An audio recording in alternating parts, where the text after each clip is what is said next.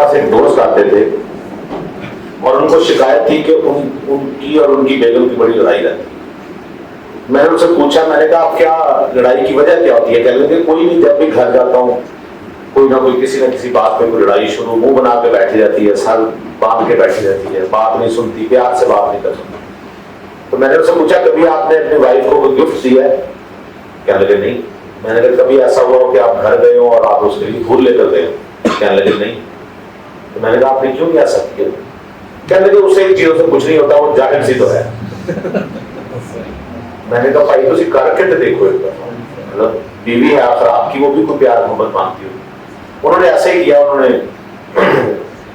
ایک گلاب کے پھول لیے اور گھر چلے گئے. اگلے دن مجھے بتانے لگے, کہنے لگے میں جو ہی گھر میں داخل ہوا میں نے پیار سے اس کے کاندھے پہ ہاتھ رکھا اور پھول پیش کیے.